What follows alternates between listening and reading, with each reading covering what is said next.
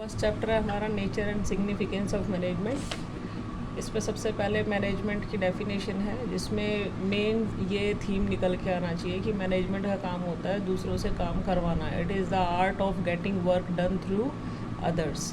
और ऐसा एक मैनेजर करता है प्लानिंग, उसके मैनेजमेंट के पांचों फंक्शंस को एग्जीक्यूट करके और सभी एक्टिविटीज़ में कोऑर्डिनेशन बैठा करके। तो इसमें कुछ कंसेप्ट्स हैं। पहले एफिशिएंसी और इफ़ेक्टिवनेस का कंसेप्ट है। एफिशिएंसी कहती है कि कम इनपुट लगाकर ज़्यादा आउटपुट प्राप्त हो। जैसे हमारा अगर मान लीजिए स्टैंडर्ड प्रोडक्शन जो हमें एक महीने में अचीव करना है वो 500 यूनिट्स है, और 500 यूनिट्स के लिए हम वर्कर्स को ना तो एक्स्ट्रा टाइम के लिए बुलाते हैं, ना एक्स्ट्रा हमारा कॉस्ट ऑफ मटेरियल या लेबर लगता है, लेकिन हम फिर भी 500 का टारगेट अचीव करते हैं। तो दिस इज़ एफिशिएंसी। लेकिन अगर इस टारगेट को अचीव करने के लिए वर्कर्स जो है ओवर टाइम करते हैं, या मटेरियल ज़्यादा लगता है, या कॉस्ट ऑफ प्रोडक्शन बढ़ती है, तो टारगेट इफ़ेक्टिवली तो अचीव हो गया लेकिन उसमें एफिशिएंसी नहीं है। तो इफ़ेक्टिवनेस में सिर्फ टाइम होता है, महीने में अचीव करना है कर लिया, लेकिन कॉस्ट उसके कारण ज़्यादा हो गई। इसका मतलब हमने एफिशिएंटली उस टारगेट को अचीव नहीं किया। उसके बाद कैरेक्टरिस्टिक्स आते हैं। हमारा मेन फोकस ये है कि कौन से शब्दों और फ्रेजेस को हमें ध्यान में रखना है जिससे हमारा आंसर सही आए। तो कैरेक्टरिस्टिक्स में सबसे पहले मैनेजमेंट जो है गोल ओरिएंटेड प्रोसेस है। गोल ओरिएंटेड का मतलब टारगेट अचीव करने वाली। तो इसमें आपको ऐसी लाइन मिलेगी कि कोई ख़ास पर्पस जो होता है उसी को प्राप्त करने के लिए मैनेजमेंट किया जाता है। जैसे आपकी एनसीईआरटी की बुक में एग्जांपल है कि जो स्पास्टिक सोसाइटी ऑफ इंडिया है उसका प्रमुख उद्देश्य जो है चिल्ड्रन विद स्पेशल नीड्स को एजुकेशन प्रोवाइड करना है। तो ये इनका पर्पस है, ये इनका गोल है। दूसरा है मैनेजमेंट इज़ ऑल परवेजिव, मतलब एक सर्वव्यापक प्रक्रिया है। तो इससे संबंधित आपको मिलेंगे कि एक पेट्रोल पंप में भी, हॉस्पिटल में भी, स्कूल में भी मैनेजमेंट के प्रिंसिपल्स वैसे ही लागू होते हैं जैसे बाकी की सभी संस्थाओं में। इसी प्रकार यूएसए में, जापान में, इंडिया में हर जगह जो है मैनेजमेंट के प्रिंसिपल्स लागू होते हैं। तो आपको क्वेश्चन में ऐसी स्टेटमेंट मिलेगी जिसमें आ रहा होगा कि ये चीज़ें हमने इंडिया में भी लागू की, दूसरे देशों में भी लागू की, तो इसमें मैनेजमेंट की कौन सी विशेषता दिखाई देती है। तो आपका आंसर होगा ऑल परवेजिव। तीसरा ध्यान से सुनिए, मैनेजमेंट एक मल्टी डायमेंशनल कंसेप्ट है। इसकी कई डायमेंशंस है, मतलब कई दृष्टि से आप इसको देखते हैं। बेसिकली तीन है। पहला है मैनेजमेंट ऑफ वर्क। इसमें है कि कोई काम होता है जिसके लिए मैनेजमेंट किया जाता है। जैसे हमने स्कूल खोला, स्कूल में मेन काम क्या है, टू प्रोवाइड एजुकेशन। फैक्ट्री खोली तो उसमें मेन काम क्या है, टू प्रोड्यूस। तो काम, पूरे काम को मैनेज करने के लिए। दूसरा होता है management of people. Management of people के अंदर आपको मिलेगा कि डिफरेंट बैकग्राउंड के लोग होते हैं और उन सबको इकट्ठा करके उनकी जो अलग अलग ज़रूरतें हैं उनको इकट्ठा करके उनके इंडिविजुअल और ऑर्गेनाइजेशनल गोल्स को पूरा करना। ऑपरेशंस, मैनेजमेंट ऑफ ऑपरेशंस तीसरी डायमेंशन है। एक ही संस्था के अंतर्गत बहुत सारे ऑपरेशन होते हैं। जैसे अगर हमारी प्रोडक्शन जो है, मेन वर्क प्रोडक्शन का है, तो प्रोडक्शन में भी बहुत सारे ऑपरेशन हैं, जैसे क्वालिटी मैनेज करना, टाइम पे टारगेट पूरा करना। इन अलग अलग ऑपरेशंस को एग्जीक्यूट करना, ये आता है मैनेजमेंट ऑफ ऑपरेशंस में। तो तीन डायमेंशंस आपको तीनों में याद रखना है। मैनेजमेंट ऑफ वर्क में मुख्य एक्टिविटी की बात कर रहे हैं। मैनेजमेंट ऑफ पीपल में डिफरेंट बैकग्राउंड और एस्पिरेशंस वाले लोग होते हैं, उनको इकट्ठा करके गोल अचीव करना है। और मैनेजमेंट ऑफ ऑपरेशंस में एक ही संस्था के अंदर बहुत सारे ऑपरेशंस होते हैं। जैसे आपके स्कूल में स्पोर्ट्स भी एक ऑपरेशन है, एजुकेशन भी एक ऑपरेशन है, फंक्शंस ऑर्गेनाइज करना भी एक ऑपरेशन है। इन सभी ऑपरेशंस को इस प्रकार मैनेज करना कि सारा काम इकट्ठा सिंक्रोनाइज्ड वे में सही समय पे टारगेट अचीव हो। फोर्थ आपका मैनेजमेंट की फीचर है, ये कॉन्टीन्यूस प्रोसेस है, निरंतर चलने वाला। तो आपको ऐसा मिलेगा कि पहले जनवरी में ये काम ख़त्म हुआ, फिर नया प्लान बनाया, फिर फरवरी में जो है न ये काम ख़त्म हुआ, फिर उन्होंने नई चीज़ शुरू करी, उसको मैनेज किया। तो इसमें मैनेजमेंट की कौन सा फीचर नज़र आता है, तो आपका आंसर होगा इसमें management is A continuous activity. Next है मैनेजमेंट एक ग्रुप एक्टिविटी है। देखो, ग्रुप एक्टिविटी में और गोल ओरिएंटेड में या मैनेजमेंट की जो डायमेंशन आपने पढ़ी मैनेजमेंट ऑफ पीपल, इनमें अंतर है। तो ग्रुप एक्टिविटी में आपको ऐसे शब्द मिलेंगे कि हर व्यक्ति संस्था को ज्वाइन करने से पहले कुछ अलग वो रखता है, क्या अपनी एस्पिरेशन, अपनी टारगेट अलग रखता है, डिफरेंट पर्पस के लिए ज्वाइन करता है। तो उन सभी पर्पसेस को इकट्ठा करके हम ऑर्गेनाइजेशन पर्पस के रूप में, गोल के रूप में हम डिफाइन करते हैं, इकट्ठा करते हैं। तो आपको ग्रुप एक्टिविटी में अगर लिखना होगा या उसकी केस स्टडी आएगी तो वो शब्द होंगे आपके team work, coordination of individual effort with, और मतलब coordination of individual effort with group goals, मतलब एक बंदे को पूरी संस्था से जोड़ने हैं कार्य ताकि टारगेट अचीव हो सके। तो गोल में आपको मिलेगा, गोल ओरिएंटेड एक्टिविटी में एक दिशा है। मैनेजमेंट ऑफ पीपल वाले डायमेंशन में आपको मिलेगा सभी लोग डिफरेंट बैकग्राउंड से हैं। और management is a group activity में आपको मिलेगी लाइन कि सभी मेंबर्स एक डिफरेंट पर्पस के लिए ज्वाइन करते हैं। फिर मैनेजमेंट एक डायनामिक फंक्शन है। डायनामिक का मतलब it keeps on changing, like changing environment. तो इसमें आपको ऐसे एग्जांपल मिलेंगे कि संस्था ने बदलती हुई ज़रूरतों के अनुसार अपने आप को ढाला। जैसे आजकल के टाइम में आ सकता है कि कोविड पीरियड चल रहा है, तो संस्था ने अपने फैक्ट्री को, अपने ऑफिस को सुचारू रूप से चलाने के लिए ये नॉर्म्स फॉलो किए कि सैनिटाइजेशन करेंगे रोज़ कर्मचारियों के आने से पहले और उनके जाने के बाद, सभी के लिए मास्क पहनना कंपलसरी होगा। तो इसमें क्योंकि हमारी संस्था बदलते वातावरण के अनुसार बदल रही है, तो ये डायनामिक फंक्शन है। इसमें आपकी एनसीईआरटी की बुक में एग्जांपल है कि जैसे मैकडी एक वर्ल्ड वाइड फूड चेन है। डिफरेंट कंट्रीज़ में ये एक ही बर्गर को डिफरेंट फ्लेवर से प्रेजेंट करती है। जैसे इंडिया में आलू टिक्की बर्गर मिलता है, यही अगर चाइना में चला जाए तो उसमें नूडल्स आ जाएंगे, सोया सॉस आ जाएगी, या उसमें नॉन वेज कंटेंट ज़्यादा होगा। तो इट डिपेंड्स ये कहाँ सेल कर रही है, उसके हिसाब से ये अपने जो मेन्यू है, कार्ड है या इंग्रेडिएंट्स है, उसको बदलती है। लास्ट इसका फीचर है मैनेजमेंट एक इंटेंजिबल फोर्स है। इंटेंजिबल का मतलब होता है दिखाई नहीं देती, महसूस की जाती है। तो इससे संबंधित केस स्टडी मिलेगी कि एक संस्था को विज़िट किया गया और वहाँ पर हमने पाया कि हर चीज़ जो है व्यवस्थित थी, हर व्यक्ति को पता है कौन किसको क्या काम करना है, किसको रिपोर्ट करना है, और हर काम जो है टाइम पे पूरा हो रहा था। तो इसमें जो है कौन सा कंसेप्ट विजिबल है या मैनेजमेंट की कौन सी विशेषता दिखाई देती है, तो आप लिखोगे management is an intangible force.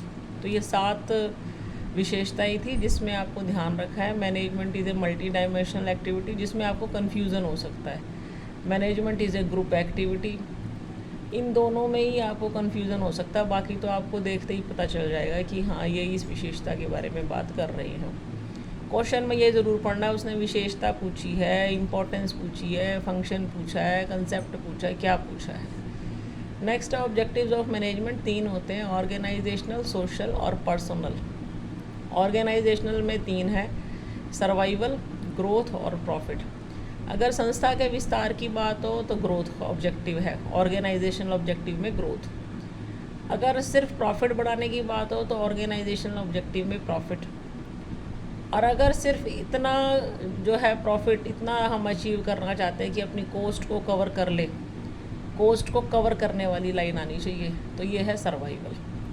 Social objectives आपको देखते ही पता चल जाएंगे, लाइब्रेरीज खुलवाना, प्याऊ लगवाना, पार्क्स बनवाना आदि। पर्सनल का मतलब यहाँ पर आएगा कि व्यक्तिगत उद्देश्य हैं, लेकिन किसके? कर्मचारियों के। तो कर्मचारियों के व्यक्तिगत उद्देश्य हो जाएंगे, जैसे उनकी ट्रेनिंग, उनकी एजुकेशन, उनकी मार्केटेबिलिटी बढ़ाना कि उनकी तनख्वाह बढ़ती रहे आदि। इम्पोर्टेंस ऑफ मैनेजमेंट और फीचर्स ऑफ मैनेजमेंट में कन्फ्यूज़न रहता है, ध्यान से सुनिएगा। देखिए फीचर्स हमने पढ़े हैं 7 और इम्पोर्टेंस में पॉइंट है 5। पहला तो यही डिफरेंस है, जब आप याद करें तो हेडिंग लिख के देखें तो 7 पॉइंट आपके कैरेक्टरिस्टिक्स के हैं और 5 इम्पोर्टेंस के हैं। तो 5 इम्पोर्टेंस में सबसे पहला है ग्रुप गोल्स को अचीव करने में सहायक है। देखिए यही चीज़ हमने वहाँ पर पढ़ी है कि management is a group activity. तो दोनों का एक फीचर में पूछा गया, एक इम्पोर्टेंस में। क्वेश्चन में पढ़ना है कि क्या पूछा है उसने, कैरेक्टरिस्टिक पूछा है या इम्पोर्टेंस। तो ये ग्रुप गोल्स को अचीव करने में हेल्प करती है। तो ग्रुप गोल्स कॉमन होते हैं, सभी के पर्सनल गोल्स अलग अलग होते हैं, उनको मिलाकर कि वो भी अचीव हो जाए और ऑर्गेनाइजेशनल भी ये मैनेजमेंट काम करता है। दूसरा, इससे एफिशिएंसी बढ़ती है। मैनेजमेंट अपने पांचों फंक्शंस की मदद से कॉस्ट को कम करता है और आउटपुट को ज़्यादा करता है। Management creates a dynamic organization. अभी हमने यही सेम चीज़ पढ़ी है कि मैनेजमेंट जो है it helps in working in dynamic and organization. Same चीज़ें हैं, बस ये किस में आ गई है, इम्पोर्टेंस में। डायनामिक ऑर्गेनाइजेशन होने का मतलब ये है कि अगर कुछ वातावरण में चेंज हुआ है, कुछ कॉम्पिटिटिवनेस हमने अपनी बढ़ानी है, तो हम मैनेजमेंट की मदद से अपने आप को अपने कॉम्पिटिटर्स की तुलना में ज़्यादा अच्छा प्रूव कर सकते हैं।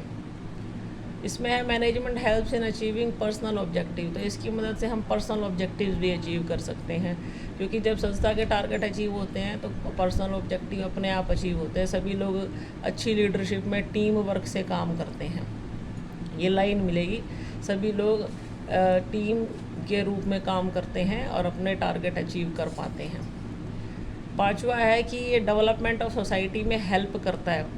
तो सर्विसेज प्रोवाइड कराता है, एम्प्लॉयमेंट अपॉर्चुनिटी क्रिएट करता है, नई टेक्नोलॉजी अपनाता है बिजनेस, तो इससे सोसाइटी का डेवलपमेंट होता है। देखो, इम्पोर्टेंस में और कैरेक्टरिस्टिक्स में ना फ़र्क नहीं है ज़्यादा, हेडिंग्स का फ़र्क है। तो आपको अच्छे से याद करना है कि कैरेक्टरिस्टिक्स में कौन से हेडिंग है और इम्पोर्टेंस में कौन से हैं। इनमें इम्पोर्टेंस में आपको ये दिक्कत नहीं आएगी पहचानने में कौन सा हेडिंग किसका है, सिर्फ आपको ये देखना है कि पूछा क्या है, विशेषता पूछी है या महत्व। नेक्स्ट है नेचर ऑफ मैनेजमेंट। नेचर में तीन चीज़ें हैं, management as science, management as an art और मैनेजमेंट एज ए प्रोफेशन। इसको आपको ना सारा नहीं पढ़ना, सिर्फ सुनो, इतना सुन लो और इसी से आइडिया हो जाएगा। देखो, मैनेजमेंट साइंस तो है क्योंकि इसके फ़िज़िक्स और केमिस्ट्री की तरह अपने प्रिंसिपल्स हैं। ये जैसे फ़िज़िक्स और केमिस्ट्री के प्रिंसिपल्स लैब्स में एक्सपेरिमेंट करके बनते हैं, ये रियल लाइफ बिजनेस सिचुएशन में एक्सपेरिमेंट करके बनते हैं। जैसे प्रिंसिपल्स ऑफ साइंस होते हैं उनमें कॉज एंड इफ़ेक्ट रिलेशन होता है, इनमें भी होता है। लेकिन सबसे बड़ी बात यह है कि जो फ़िज़िक्स और केमिस्ट्री है उसमें एक्सपेरिमेंट करते हैं डेड मटीरियल पे, और इसमें होता है ह्यूमन बिहेवियर पे एक्सपेरिमेंट। उसमें रिज़ल्ट हमेशा एक जैसे आएंगे। लॉ ऑफ ग्रेविटेशनल फोर्स आप वर्ल्ड में कहीं इस्तेमाल करना सेम है, जो चीज़ ऊपर फेंकोगे नीचे आएगी।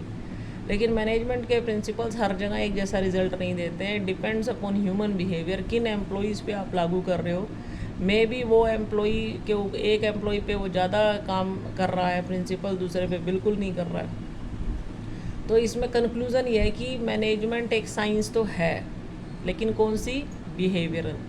ये प्योर साइंस नहीं है क्योंकि ये ह्यूमन बिहेवियर से डील करती है। ये 3 लाइनों में क्रक्स आ गया। फिर मैनेजमेंट आर्ट भी है, बिल्कुल 100% आर्ट है एक ये, क्योंकि इसमें थ्योरेटिकल नॉलेज है, स्किल पे आधारित है, टैलेंट पे। सभी लोग MBA करते हैं लेकिन सभी लोग सक्सेसफुल मैनेजर नहीं होते। वही लोग सक्सेसफुल मैनेजर होते हैं जो प्रिंसिपल्स ऑफ मैनेजमेंट को अच्छे से लागू करना जानते हैं, प्रैक्टिस से जिनको ये लागू करने अच्छे से आ गए हैं। तो मैनेजमेंट एक आर्ट भी है, टैलेंट है इसमें, क्रिएटिविटी यूज़ करते हैं और नॉलेज भी है। और ये depends upon person to person, कौन कैसे प्रिंसिपल्स को लागू करता है। जो अच्छे से लागू करता है वो अच्छा मैनेजर, जो अच्छे से लागू नहीं करता है वो इतना सक्सेसफुल मैनेजर नहीं होता है। तीसरा है management as a profession. Profession भी है लेकिन इमर्जिंग है, मतलब उभर रहा है, वेल एस्टेब्लिश प्रोफेशन नहीं है ये। देखो, आर्ट और साइंस तो हो गया है, 100% आर्ट है, 99% साइंस है, क्योंकि ये बिहेवियरल साइंस है, ह्यूमन बिहेवियर की साइंस है, इसलिए प्योर साइंस नहीं है। प्रोफेशन तो ये 50-50 है। प्रोफेशन है किस लिए, क्योंकि इसका भी ऐसे ही थ्योरेटिकल और प्रैक्टिकल नॉलेज होती है, जैसे डॉक्टरी में या लॉयर, जो लॉयर बनते हैं लॉ के प्रोफेशन में। इसकी भी प्रोफेशनल बॉडी है, ऑल इंडिया मैनेजमेंट एसोसिएशन है, जैसे डॉक्टर्स की all India institute of medical science है, लॉयर्स की बार काउंसिल ऑफ इंडिया है। इसका भी कोड ऑफ कंडक्ट होता है, जैसे बार काउंसिल ऑफ इंडिया वकीलों के लिए बनाता है, तो ऑल इंडिया मैनेजमेंट एसोसिएशन इनके लिए बनाता है, डॉक्टर्स के लिए एम्स बनाता है कोड ऑफ कंडक्ट। लेकिन प्रोफेशन नहीं किस कारण से है, एक तो इसमें रिस्ट्रिक्टेड एंट्री नहीं है, जैसे अकाउंटेंट वही बंदा बन सकता है जिसने सीए कर रखी हो, लेकिन कोई भी मैनेजर बने ना बने इसके लिए एमबीए करना कोई ज़रूरी नहीं है। तो इसमें एंट्री रिस्ट्रिक्टेड नहीं है, कोई भी बंदा जो है मैनेजर बन सकता है। दूसरा, ये जो प्रोफेशन है इसमें बाकी सभी प्रोफेशन में सर्विस मोटिव होता है। डॉक्टर्स पहले सर्विस को देखते हैं, फीस को बाद में देखते हैं। इसमें तो मेन मोटिव प्रॉफिट का ही होता है कि मैनेजमेंट किया ही इसलिए जाता है ताकि संस्था में प्रॉफिट ज़्यादा हो। ये बात हो रहा है कि ज़्यादा प्रॉफिट होने से फर्दर हम सोसाइटी को सर्व भी कर पाते हैं। तो क्लियर है, देखो नेचर में 100% आर्ट है, साइंस भी है, लेकिन बिहेवियरल साइंस है। प्रोफेशन 50-50 है, प्रोफेशन की तरह इसकी स्ट्रॉन्ग बॉडी भी है, कोड ऑफ कंडक्ट भी है, लेकिन ना तो कोड ऑफ कंडक्ट स्ट्रिक्टली लागू होता, ना इसकी बॉडी इतनी स्ट्रॉन्ग है जैसे एम्स की है। इसमें रिस्ट्रिक्टेड एंट्री बिल्कुल भी नहीं है, कोई भी मैनेजर बन सकता है बिना एमबीए किए। और हाँ, well defined body of knowledge ये है क्योंकि इसके लिए पर्टिकुलर सब्जेक्ट है, डिग्रीज़ हैं, कॉलेजेस हैं एमबीए करने के लिए। और इसमें सर्विस मोटिव जो है वो कम है, प्रॉफिट मोटिव ज़्यादा है। उसके बाद है नेक्स्ट टॉपिक हमारा लेवल्स ऑफ मैनेजमेंट, इसको हम दूसरी वीडियो में कवर करते हैं।